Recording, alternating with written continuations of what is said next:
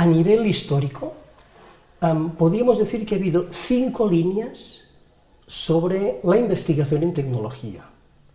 La primera línea era la que pretendía informar de la situación de las tecnologías en las aulas y en los centros educativos. Una línea que decía, hay tantas computadores por escuela, la ratio computador-alumno es tanto. Era una información que interesaba sobre todo a la administración para poder hacer política y propaganda, o podríamos decir, dar imagen de que estaba realizando cosas. Una segunda línea estaba centrado en qué puede aportar un software o un hardware determinado a la educación. Y la pregunta era básicamente, ¿se puede aprender más con computadora? ¿Se puede aprender más con un software concreto? ¿Se mejora el aprendizaje de matemáticas con un programa, un software específico? Una tercera línea empezó a preguntarse, ¿cómo utilizar la computadora en una disciplina? Y había investigaciones sobre cómo utilizar la computadora en matemáticas, cómo utilizar la computadora en ciencias naturales, cómo utilizar la computadora en lengua. Una cuarta línea era la opinión de los usuarios, investigar sobre todo el grado de satisfacción de los usuarios, sobre todo a niveles de educación media y superior, y también ver cuál era el grado de satisfacción de los profesores y profesoras y sus expectativas de mejora de la educación utilizando estas herramientas. Y la quinta línea se centraba en analizar los usos concretos y prácticos que los profesores y profesoras realizaban de estas herramientas dentro de sus aulas. Esto empezó, diríamos, en el último cuarto del siglo XX. En el siglo XXI, y cada vez más aceleradamente, estas 5 líneas se mantienen más o menos con algunos cambios importantes.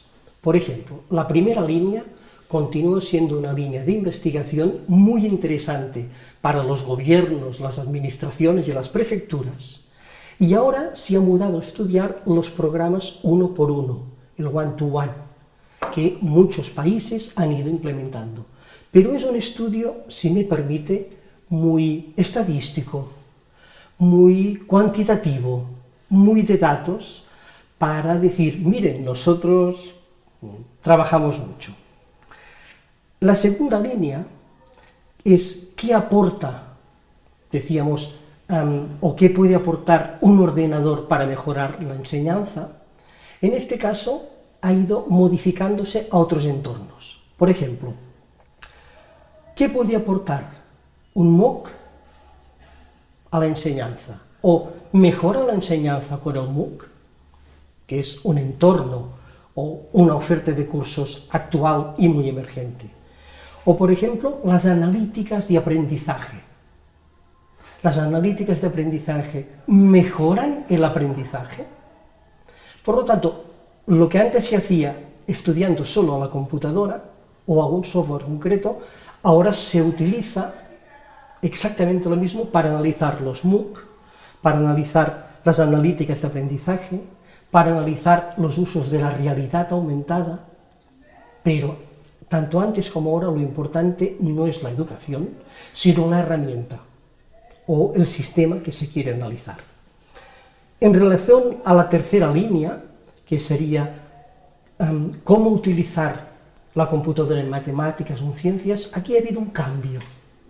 Ya no hablamos de cómo utilizar la computadora, por ejemplo, en educación artística, sino cómo enseñar educación artística con computadora.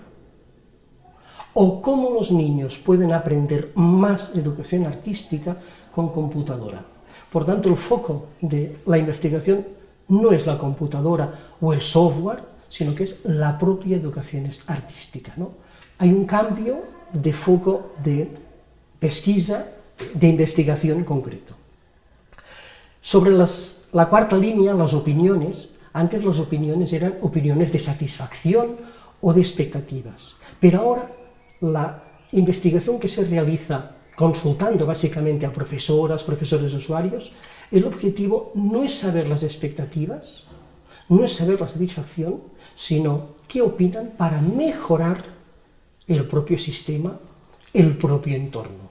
Y por tanto es no lo que opinan y piensan, sino lo que sugieren que después de haber utilizado las herramientas es mejor para aprender mejor. Y en relación a la quinta línea, la de los usos de las tecnologías en las aulas, es donde podemos decir, en mi opinión, que ha habido un avance más interesante. Porque gracias a la integración y a la impregnación de estas tecnologías en la educación primaria, secundaria y universitaria, han ido apareciendo nuevos entornos y nuevas metodologías que integran las tecnologías digitales como tecnologías para el aprendizaje y el conocimiento, las que llamamos las TAC. Algunos ejemplos pienso que son importantes. Por ejemplo, el trabajo o el estudio de cómo el estudiante aprende utilizando entornos personales de aprendizaje. La utilización de entornos como las WebQuest, que es una metodología de trabajo cooperativo utilizando básicamente la Internet, en la cual el trabajo de los estudiantes está absolutamente planificado y graduado por el profesor, pero los estudiantes tienen un importante grado de libertad para crear, para construir conocimiento, en este caso en grupo, sobre temas determinados del currículum o de los contenidos de la educación primaria, secundaria y universitaria. Y asociado a la metodología de las WebQuest, pienso que es importante citar también las cazas del tesoro o las webgincamas, que son una propuesta metodológica muy interesante realizada por el profesor brasileño Jarbas Novelino Barato y que empieza a tener también en el Estado español una acogida muy interesante porque integra de manera muy divertida, significativa, pero al mismo tiempo metodológicamente importante, el aprendizaje de los contenidos con la tecnología. Las líneas de investigación en relatos digitales, narrativas transmedia, son nuevos entornos, metodologías que están facilitando cada vez más este trabajo y que yo diría, en mi opinión, que son investigaciones sobre temas emergentes que en lugar de tener como foco la tecnología, tienen como foco la educación y la mejora del aprendizaje utilizando tecnología.